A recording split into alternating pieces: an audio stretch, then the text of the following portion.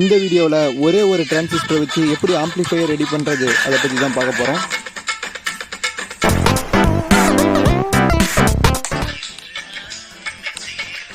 சொல்லிக்கலாம் பாருங்கள்.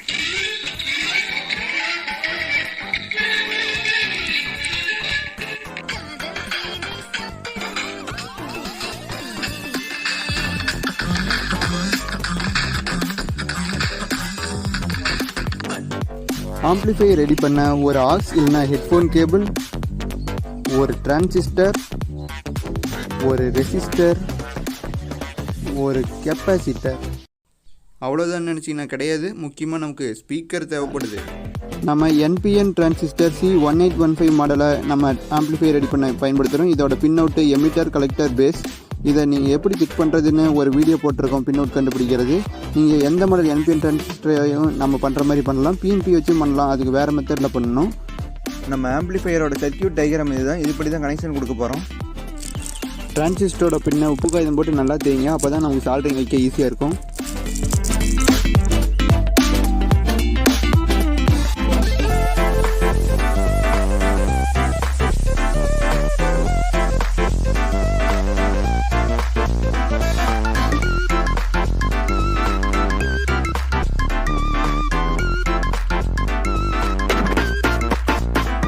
ஆடியோவோட left, right, ground. நீங்கள் ஹெட்ஃபோன் ஜாக்கு கூட யூஸ் பண்ணிக்கலாம். அதோட லெஃப்ட்டு, ரைட்டு, கிரவுண்டு எப்படி கண்டுபிடிக்கிறது, ஹெட்ஃபோன் ரிப்பேர் பண்ணுறதை பற்றி ஒரு வீடியோ போட்டிருக்கோம். அதை பார்த்தீங்கன்னா தெரியும். இதில் கருப்பு கலர் கிரவுண்டு, இந்த 2 கலரும் லெஃப்ட்டு, ரைட்டு.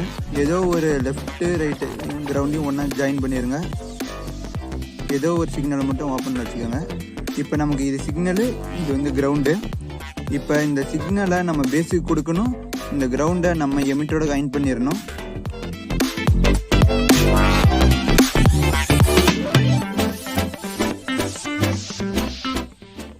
அடுத்து நம்ம பவர் சப்ளையோட நெகட்டிவ் டெர்மினல், இதை வந்து நம்ம எமிட்டர் கூட கனெக்ட் பண்ணணும்.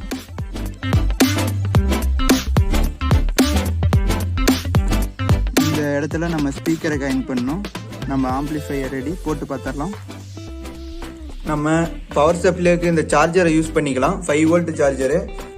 கனெக்ஷன் எப்படி இருக்குதுன்னு பார்த்துக்கோங்க. பவர் சப்ளையோட நெகட்டிவை வந்து எமிட்டரோட கனெக்ட் பண்ணியிருக்கிறோம். பேஸுக்கு வந்து நம்ம ஆடியோவோட சிக்னல் வருது.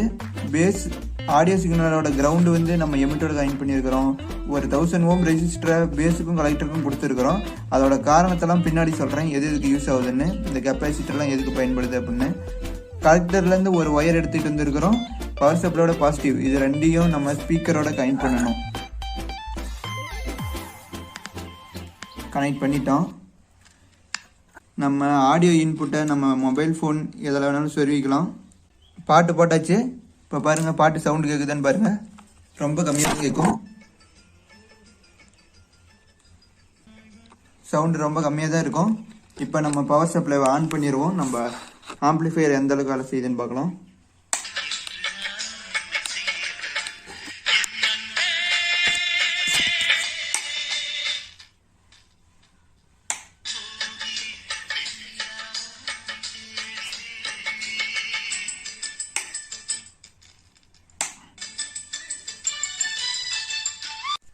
ஹெட்ஃபோன் கேபிள்லேருந்து வர சிக்னலை டேரெக்டாக ஸ்பீக்கர் கொடுத்தா எவ்வளோ சவுண்டு வருதுன்னு பார்க்க ஹெட்ஃபோன் அந்த ஒயரை கட் பண்ணிவிட்டு டேரெக்டாக கொடுத்து பார்க்கலாம். ஏதோ ஒரு சிக்னலையும் கிரவுண்டையும் ஜாயின் பண்ணுங்க. ஒரு சிக்னல் மட்டும் தனியாக வச்சுருங்க. இப்போ நம்ம டேரெக்டாக ஸ்பீக்கருக்கு கொடுப்போம் எந்த அளவுக்கு சவுண்டு வருதுன்னு. அப்புறம் நம்ம ஆம்ப்ளிஃபையர் போட்டு கொடுப்போம் எந்த அளவுக்கு அது ஆம்ப்ளிஃபை பண்ணுதுன்னு பார்க்கலாம், ஆம்ப்ளிஃபையர் வேலை செய்யுதான்னு.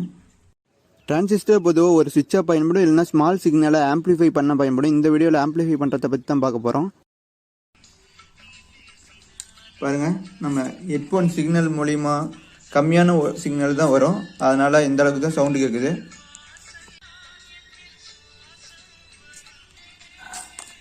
இப்போ நம்ம ஆம்ப்ளிஃபையர் மூலிமா கொடுத்து பார்க்கலாம்.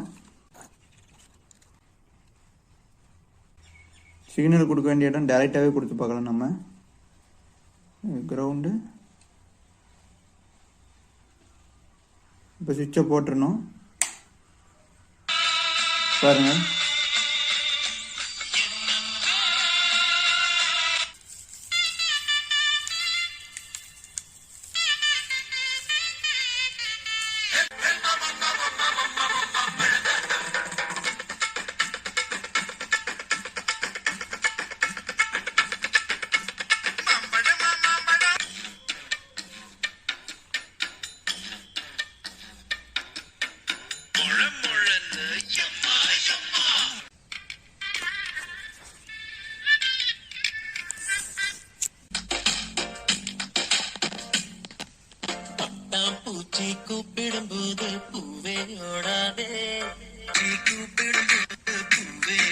ஹீட் ஆகுது.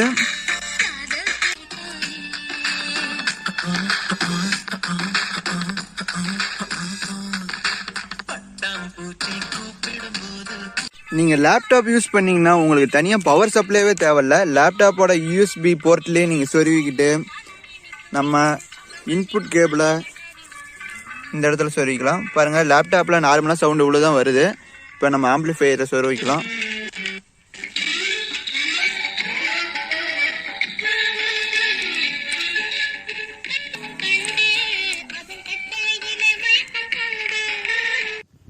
பேஸுங்கிறது சின்ன பைப் மாதிரி, கலெக்டர் எமிட்டர் அது வந்து ஒரு பெரிய பைப் மாதிரி.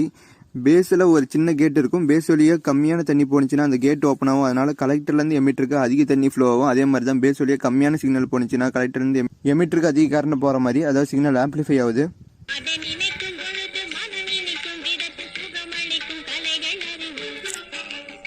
நம்ம டிரான்சிஸ்டரில் எமிட்டர், பேஸ், கலெக்டர் 3 பார்ட் இருக்கும். எமிட்டரை அதிகமாக டோப் பண்ணியிருப்பாங்க, அதிகமான எலக்ட்ரான்ஸ் இருக்கும். பேஸில் கம்மியான ஹோல்ஸ் மட்டும் இருக்கும். அதே கலெக்டரில் ஓரளவு ஹோல்ஸ் இருக்கும். இப்போ பேஸ்லேருந்து எமிட்டருக்கு கரண்ட் போணுச்சுன்னா எமிட்டர்லேருந்து கலெக்டருக்கும் கரண்ட் போகும். இது வந்து இந்த பைப்பு மாதிரி தான் டிரான்சிஸ்டருங்கிறது. பேஸுங்கிறது மேலே நம்ம திருவுறது. பேஸை கண்ட்ரோல் பண்ணுறது மூலிமா நமக்கு இது வழியாக போகிற தண்ணியை கண்ட்ரோல் பண்ணலாம். அதே மாதிரி தான் பேஸுக்கு ஒரு குறிப்பிட்ட அளவு சிக்னலை கொடுக்கறது மூலிமா எமிட்டர்லேருந்து கலெக்டருக்கு போகிற கரண்ட்டை கண்ட்ரோல் பண்ணலாம். அதனால தான் நமக்கு சிக்னல் ஆம்பிளிஃபை ஆகுது. இது எப்படி வேலை செய்யுதுன்னு டிரான்சிஸ்டரை பற்றி ஒரு வீடியோ போட்டிருக்கோம். அதை பார்த்தீங்கன்னா உங்களுக்கு தெளிவாக புரியும். நம்மளோட சர்க்யூட்டே இதுதான். இப்போ நம்ம பேஸுக்கும் எமிட்டருக்கும் இருக்கால நம்ம ஆடியோ இன்புட்டை கொடுக்குறோம். நம்ம ஆடியோ சிக்னல் இந்த மாதிரி இருக்குதுன்னு வச்சுக்கலாம். இந்த மாதிரி இருக்கும். இதோட வோல்டேஜ் அதிகபட்சம் 0.3 அந்த அளவுக்கு தான் இருக்கும். 0.7 வோல்ட் இருந்தால் தான் பேஸ்லேருந்து எமிட்டருக்கு கரண்ட் போகும். அதனால் அந்த வோல்ட் வரணுங்கிறதுக்காக ஒரு ரெசிஸ்டரை இது கூட கனெக்ட் பண்ணியிருப்போம். ரெசிஸ்டரை நம்ம பவர் சப்ளையோட கலெக்டரோட கனெக்ட் பண்ணுற போது பவர் சப்ளை இது 5 வோல்ட் அப்படியே வரும். அதனால் இதுக்கு ஒரு குறிப்பிட்ட வோல்ட் வரும். இந்த சிக்னல் வந்து இப்போ இந்த அளவுக்கு அதிக சிக்னலாக இருக்கும். இதை பயாசிங்னு சொல்லுவோம். கொஞ்சம் அதிக லெவலில் இருக்கும். அதனால் இப்போ 0.7 வோல்ட் கிடச்சிரும். அதனால் பேஸ்லேருந்து எமிட்டருக்கு கரண்ட் போகும். இந்த ஆடியோ இன்புட்டுக்கு தகுந்த மாதிரி கம்மியான கரண்ட் போகும். கம்மியான கரண்ட் போகிறதுனால எமிட்டர்லேருந்து கலெக்டருக்கு இப்போ பவர் சப்ளை 5 வோல்ட் பவர் சப்ளையோட கனெக்ட் பண்ணியிருக்கோம். அதிக கரண்ட் நம்ம ஸ்பீக்கர் வழியாக போகும். அந்த கரண்ட் மாறும் இன்புட் சிக்னலுக்கு தகுந்த மாதிரி. அதனால் நம்ம ஸ்பீக்கரில் சவுண்டு ப்ரொடியூஸ் ஆகுது.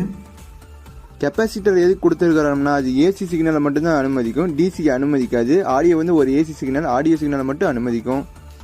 எல்லா டிரான்சிஸ்டருக்கும் கெயின்னு ஒன்று இருக்கும். அதை நம்ம டிரான்சிஸ்டர் என்பிஎன்னா பிஎன்பிஎன் கண்டுபிடிச்சிட்டு எமிட்டர், பேஸ், கலெக்டர் அதெல்லாம் பார்த்து கரெக்டாக இந்த டெர்மினலில் சொருவி மல்டிமீட்டர் HFE மோடில் வச்சோம்னா அதோட கெயினை காட்டும். இந்த டிரான்சிஸ்டரோட கெயின் 200 பீட்டா வேல்யூ இதுதான். அதாவது இன்புட் சிக்னல் 1 மில்லியாம்பியர் போனுச்சுன்னா இது 200 மடங்கு அதிக அளவு ஆம்பிளிஃபை பண்ணும். அந்த சிக்னலை 200 மில்லியாம்பியர் எமிட்டர்லேருந்து கலெக்டருக்கு ஃப்ளோ ஆகும். 1 மில்லியாம்பியர் கரண்ட்டு பேஸ் வழியாக ஃப்ளோ வந்துச்சுன்னா. இந்த மல்டிமீட்டர் வச்சு டிரான்சிஸ்டரோட கெயினை கண்டுபிடிக்க முடியாது. ஏன்னா இது டிசி கரண்ட்டை தான் அளக்கும்.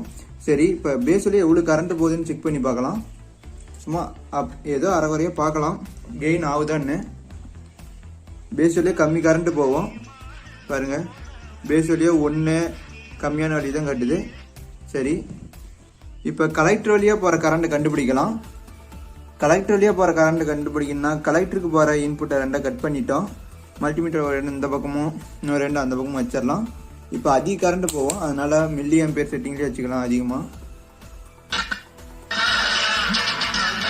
பாருங்க, வேல்யூ 152 அந்த அளவுக்கு வேல்யூ காட்டுது. பேஸ் வழியாக கம்மியான வேல்யூ தான் காட்டுச்சு. சிக்னல் ஆம்பிளிஃபை ஆனதுக்கு உதாரணம் இதுதான். எல்லா ஆம்பிளிஃபையரும் இந்த மாதிரி தான் வேலை செய்யுது. டிரான்சிஸ்டர் எப்படி வேலை செய்யுதுன்னு ஒரு வீடியோ போட்டிருக்கோம். அந்த வீடியோ பார்த்தீங்கன்னா இன்னும் தெளிவாக புரியும்.